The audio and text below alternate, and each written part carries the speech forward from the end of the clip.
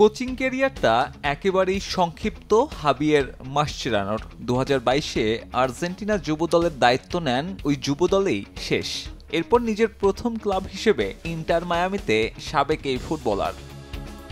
মাসচেরানোর নিয়োগ নিয়ে তাই সমালোচনাও হচ্ছে। অনেকেই প্রশ্ন তুলেছেন তার অভিজ্ঞতা নিয়ে। ক্লাবের দায়িত্ব গ্রহণের পর প্রথম সংবাদ সম্মেলনে সমালোচকদের জবাব দিলেন নবনিযুক্ত কোচ হিসেবে অভিজ্ঞতায় ঘাটতি থাকলেও নিজের যোগ্যতা নিয়ে আত্মবিশ্বাসী মাসচেরানো। অবশ্যই মানুষ যেমন খুশি মন্তব্য করতে পারে এবং সেগুলো সত্য, তবে এই দলকে কোচিং করানোর জন্য আমি আমার যোগ্যতা নিয়ে আত্মবিশ্বাসী। আমি উচ্ছ্বসিত। কখনো কখনো ফুটবলে অভিজ্ঞতাকে খুব বেশি মূল্য দেয়া হয়, তবে আর্জেন্টিনা যুব দলের দায়িত্বে থাকা অবস্থাতেও চাপ ছিল। সেই সাথে দীর্ঘ 20 বছরের খেলোয়াড়ি অভিজ্ঞতা তো আছেই। 2019-এ ক্লাবের প্রথম মৌসুমেই মাসচেরানোর প্রতি আগ্রহ দেখিয়েছিল ইন্টার মায়ামি। প্রথমে ফুটবলার, এরপরে কোচের চাকরি।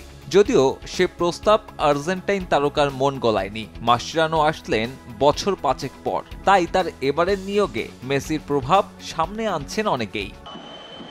এর আগে মায়ামিতে তাতা মার্তিনোর নিয়োগের ক্ষেত্রেও মেসির প্রভাব ছিল। মাসচেরানোকে কোচ হিসেবে নিয়োগের পর পুরনো প্রশ্ন সামনে আসছে নতুন করে। তবে ইন্টার মায়ামির নতুন কোচের দাবি, নিজের যোগ্যতার কারণেই ক্লাব কর্তৃপক্ষ নিয়োগ দিয়েছেন তাকে। লিওর সঙ্গে আমার সম্পর্ক গোপন করার কিছু নেই। লম্বা সময় একসঙ্গে খেলা আর একে অপরের সঙ্গে দীর্ঘ পরিচয়ের সূত্রে আমাদের বন্ধুত্বটা গভীর। তবে আমাকে নিয়োগের সিদ্ধান্ত কিভাবে নেওয়া হয়েছে বা কোন প্রক্রিয়া অনুসরণ করা হয়েছে তা নিয়ে আমার কোনো ধারণা নেই। এ ব্যাপারে নীতি নির্ধারকদের প্রশ্ন করুন। এখানে এসে আমি খুশি এবং আমার যোগ্যতা বোঝানোর অপেক্ষায় আছি।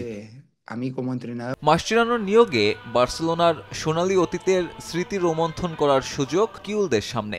মেসি, আলাবা, বুস্কেটস, সুয়ারেজদের মতো সাবেক সতীর্থদের আবারও পাশে পাচ্ছেন সাবেক এই বার্সা ডিফেন্ডার। পুরনো বন্ধুদের নিয়ে এখন নতুন ইতিহাস গড়ার অপেক্ষায় ইন্টার মায়ামি বস। সাব্বির মিথুন, সময় সংবাদ।